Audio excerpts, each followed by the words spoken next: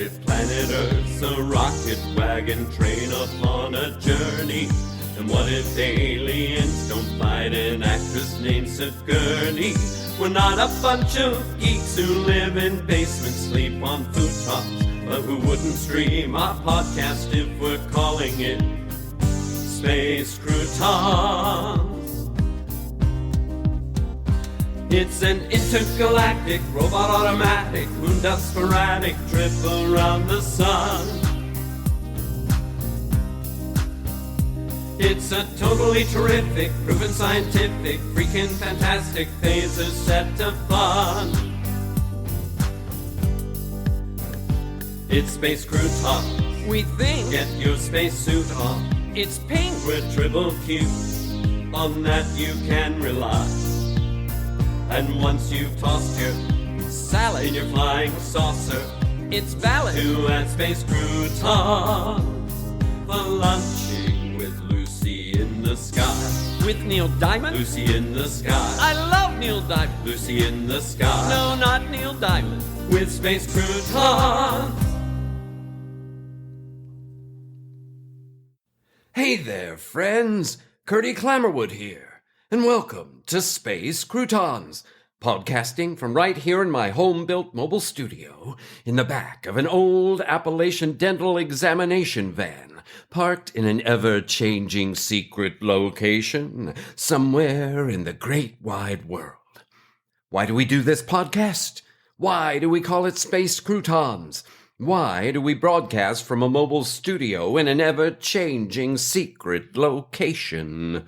Well, like my dad used to say, the whys are at the end of the alphabet. We'll get to them later.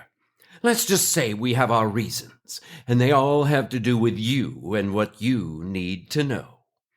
In each episode, we'll present stories regarding incidents of strange and unexplained phenomena, of science, fact, and fiction, things that are happening all over the world. And then ask your help in putting together the puzzle pieces so we all see the big picture more clearly. So, if you're ready for the challenge, let's begin with our first story. Something personal that happened to me a while back that set me on this journey to examine the limits of human knowledge in our unlimited universe.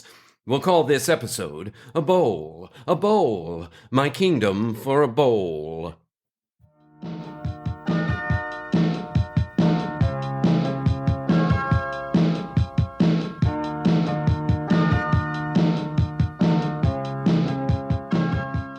The opening notes of Justice, an obscure song by local no-hit wonder band the J-Boys, blared from the jukebox, making me look up from spraying disinfectant in the shoes just returned by Betty Joan and Joan Betty, the Brittle twins, as they left for their work shift as cashiers at Crop-to-Shop Grocery in downtown Wicker, county seat of Worcestershire County in the middle of Delaware, or the middle of Dela-nowhere, if you ask the Brittle twins.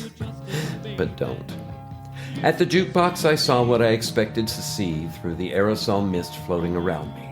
Sheriff Marshall feeding quarters into the machine and selecting C13 over and over, setting up nearly an hour of, "I've got to do you justice, baby, you rescued me. I've got to give you credit for setting my heart free. It's my bowling good luck charm," he'd say. "It keeps my balls between the gutters and my aim straight and true." Sheriff Marshall thought that was pretty funny. Commandeering the jukebox with a stack of quarters was standard operating procedure for Sheriff Marshall. And to be honest, some weeks it probably paid half my salary. And Sheriff Marshall always had quarters. One of his duties was to empty the parking meters in Wicker, and he insisted in receiving a portion of his pay that way. He just loved quarters so much, getting them and spending them.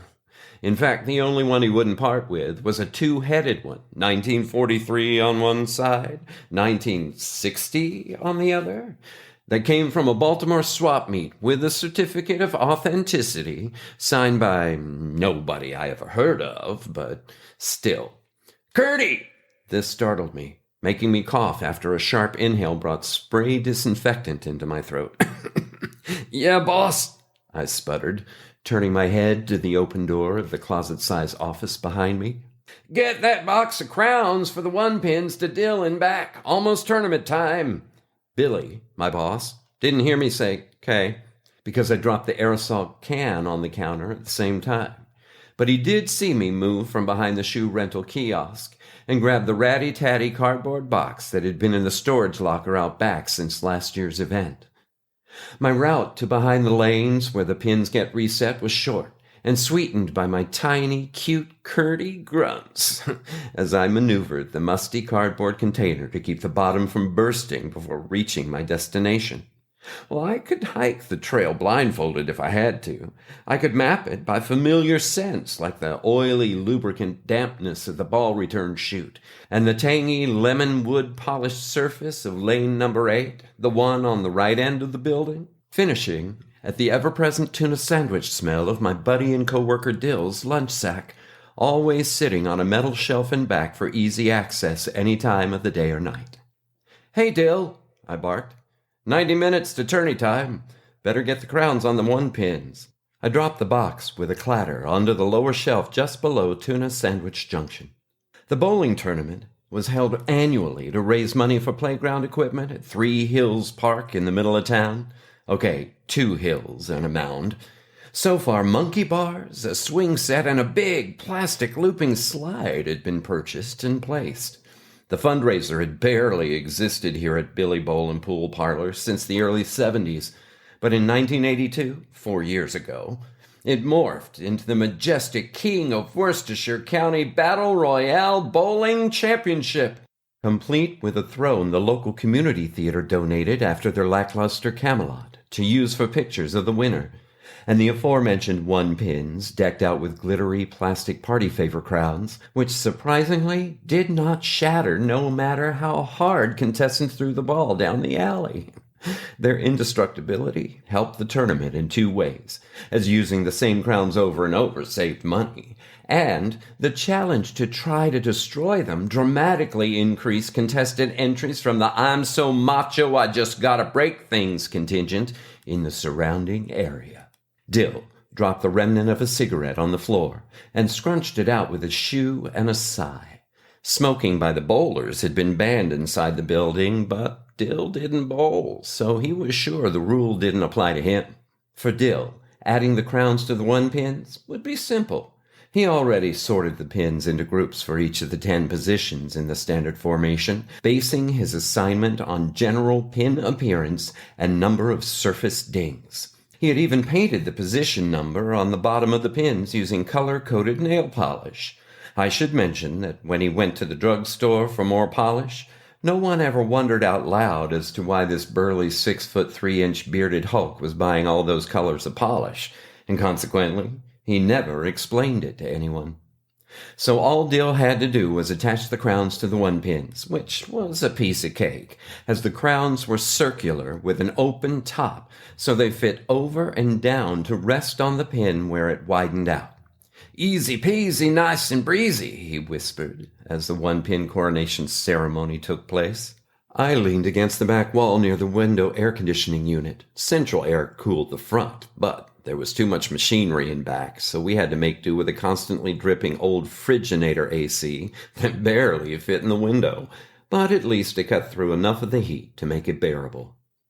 As Dill reached the final few pins, he pulled out a crown different from the others, not in size or weight, but with a half-moon-shaped faux jewel about as big as a golf ball protruding from the top of the crown, giving it more of a tiara sensibility.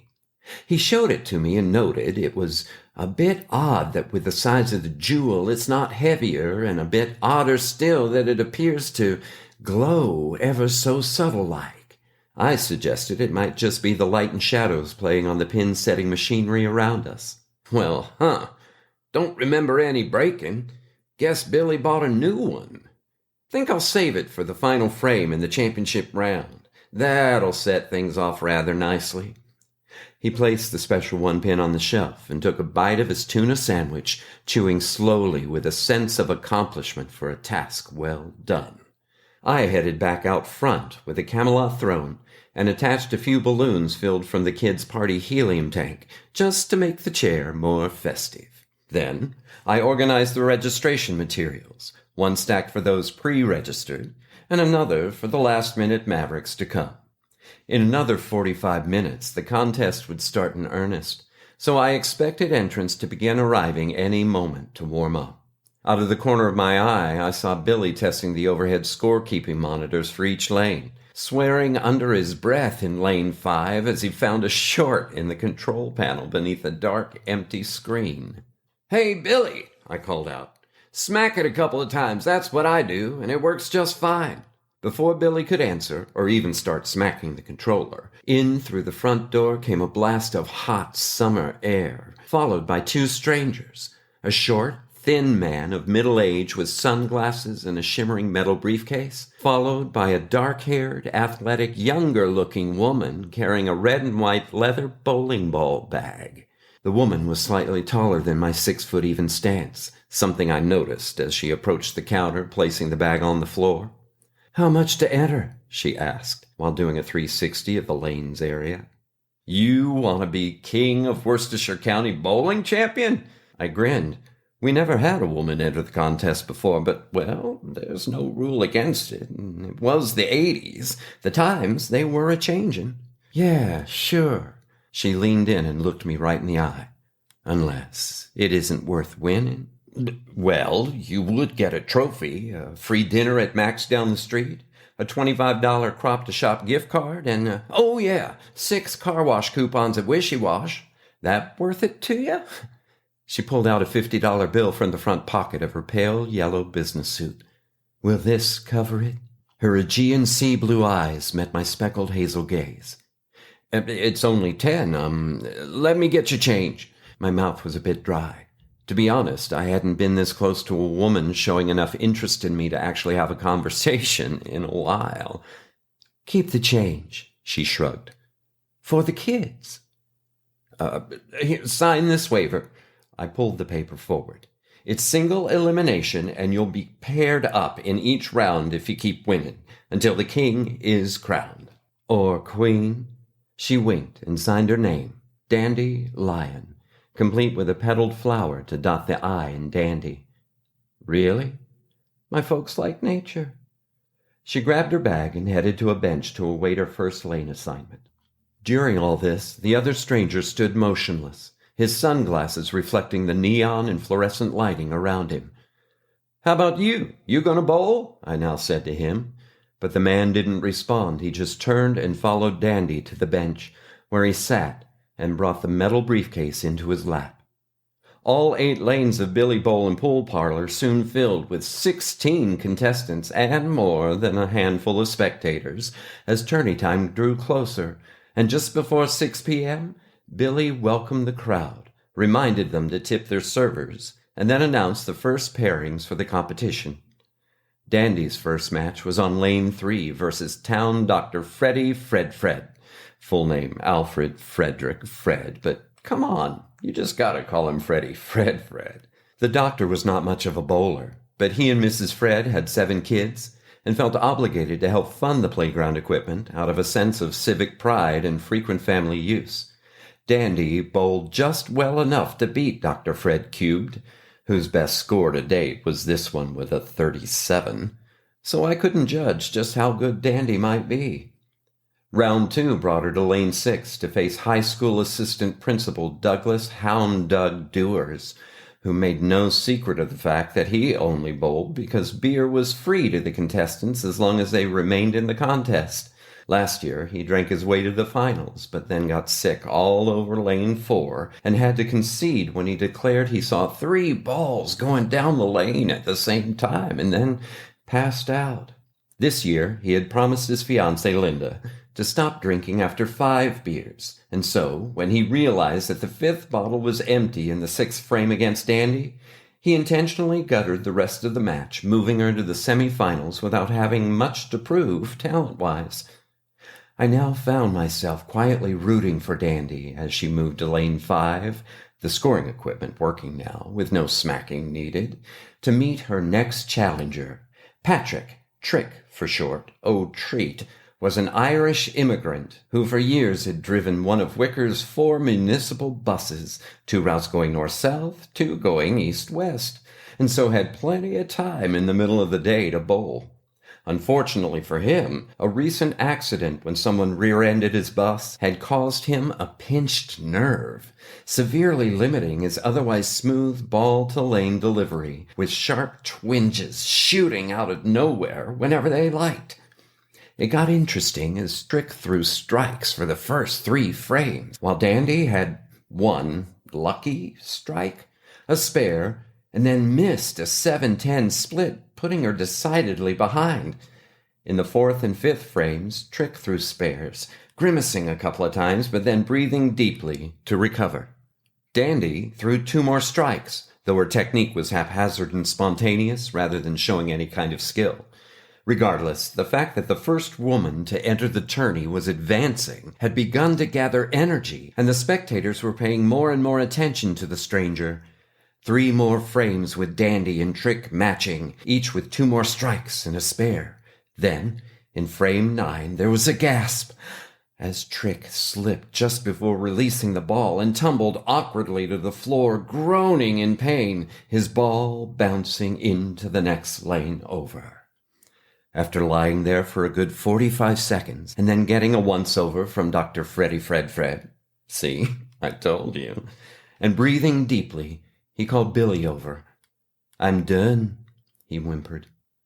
The crowd let out a disappointed sigh. They all really liked Trick. Then slowly, they began to clap and cheer for Dandy, who was now in the finals.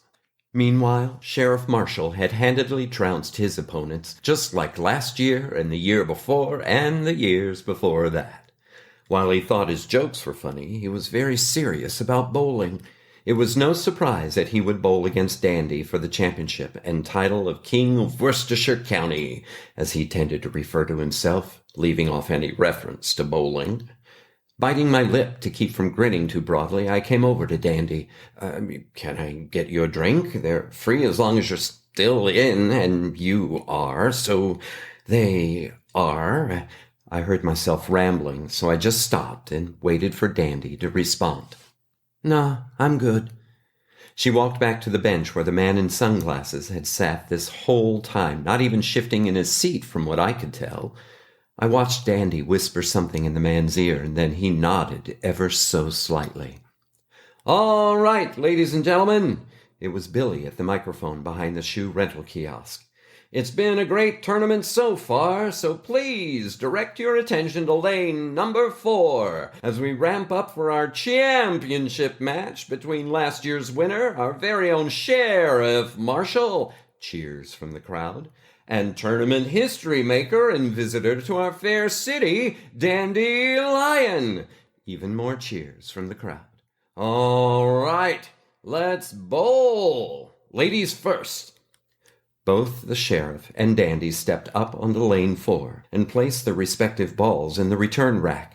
Sheriff Marshall's buddies slapped him on the back, and he responded a bit nervously while stealing glances at Dandy, who held her hand over the air vent, wicking away perspiration in anticipation of her first roll. I was surprised to notice how Dandy's bowling ball now appeared to reflect a pale green aura as she placed her fingers in the holes and lifted it to under her chin. She took a deep breath, exhaled, and then sent the ball down the lane straight into the Regal 1-pin, knocking it against all the others for a strike, sending the crown flying up into the air, landing in lane 5, where it spun for several seconds, and then just sat there like an exclamation point attached to the moment as the crowd burst into applause.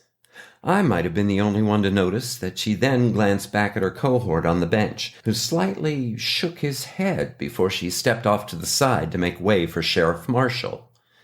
Calming his nerves, he gripped his ball lightly and took aim, sending it straight and true into the pin formation for his strike. The crowd roared excitedly. They knew they were in for a battle royale. Frame 2 for Dandy was almost an exact replica of the first, the exception being when the crown came off the pin, it flew to land in lane 3. She retreated to the side after Sunglasses Guy again shook his head. Now I was intrigued. Sheriff Marshall began to perspire almost imperceptibly, and the time he took to prepare his throw signaled that he was feeling the challenge. But as he stepped and released, he proved he was up for it, as the ball dispersed all 10 pins and tied the score. Over the next 4 frames, Dandy more or less morphed into a pin-smashing machine, each throw of the ball exactly the same. Each result varied only in where the 1-pin crown landed. That made 6 strikes in a row for her. Sheriff Marshall also adopted a facial expression of total concentration, though his throws ran the gamut of wild, hard spinning from the left, strike, to nuanced, slow rolling from the right, strike, strike, to straight down the middle with a yelp, escaping as the 10-pin wobbled but remained standing on his first ball in frame 6. His second throw secured the spare as he found himself behind for the first time in years. He complained quietly about a tiny blister forming on his throwing hand, then licked his lips and blushed in embarrassment as he gave Dandy the lane. The 2 bowlers traded strikes for frames 7, 8, and 9, and as the crowd began to realize the possibility of seeing a woman throw a perfect game to win the tournament, the air practically crackled with excitement. Sheriff Marshall was loudly quiet, barely breathing, and twitching his index finger on the outside of the holster of his county-issued firearm. Not that he would ever, but maybe, but no, as he waited for Dandy to bowl frame 10. After the pins were set, Dandy took several seconds to study the formation, and with another shake of the head from her companion on the bench, she blinked twice, and then we heard the familiar thud of ball on lane, and then the crash of pins flying. Strike! 2 more balls, and the day would be etched in town history forever. Every onlooker was sweating now, some like Sheriff Marshall from desperation, some like me with anticipation.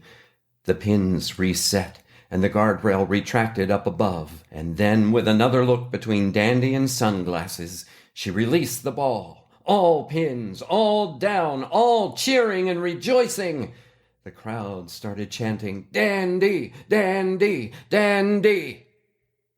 1 throw to take it all, and Sheriff Marshall wouldn't need to finish with his 10th, and considering the level of excitement in the place, he wouldn't get the chance. Dill had been keeping an eye on happenings from the back and realized this could be the last pin set. He stepped from the back holding the 1 pin with a special crown for me to see, then went behind to place it at the front of the pin formation and hit the button to lift them into place.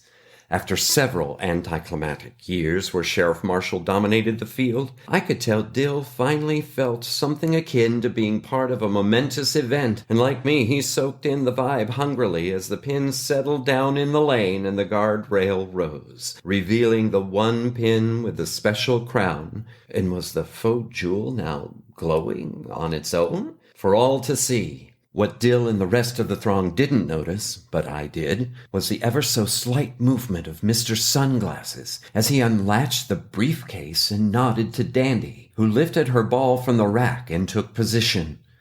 All was quiet except for a few throaty gulps layered over the steady hum of the hand-dryer as Dandy inhaled, raised the ball, exhaled, took 3 strides forward and released. Thud. Roll, roll, roll. Though the speed of the ball was the same, it seemed to travel much slower as the crowd tried to gauge angle and aim, spin and torque, silently vying to be the first one to ascertain the coming strike and perfect game. When the ball finally made contact, the formation exploded, and the 1 pin crown, just like its predecessors, flew into the air, this time heading straight toward the top of the lane. As it soared, Mr. Sunglasses, who had spent the entire time hunkered down in back, jumped from his sitting position on the bench, sailed through the crowd, and slid past Dandy onto the top of lane 4, while opening the briefcase wide, catching the crown like a major league outfielder snags a high near homer off the left field wall. Then he slammed the briefcase shut and rolled down the lane. But before he came to a stop, he was, in an instant, just not there. No puff of smoke or other magician tricks to signal that he had disappeared. He was just not there. I gasped and then glanced at Dandy, who, like Mr. Sunglasses, was now also just not there. In the years to come, not a lot was said out loud about the 86 King of Worcestershire County Battle Royale Bowling Championship, except for the homegrown legend regarding a mysterious woman named after a wildflower who might have bowled a perfect game, but then again she might not have if she just wasn't there, in order to steal a faux jeweled one-pin crown worth between almost nothing and who knows what, instead of taking the championship prize package including 6 wishy-washes? And since no one was sure of anything they saw happen, especially the part where she just wasn't there, that meant Sheriff Marshall held on to his title of King of Worcestershire County, bowling champion for those like me who said things under their breath, and life went on for me, Billy, Dill, and the rest of Wicker in the middle of Delaware.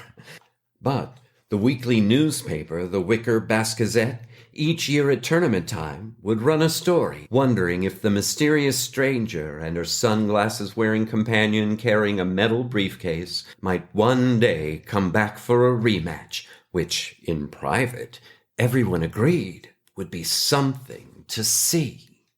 I've got to do you justice to let me love again.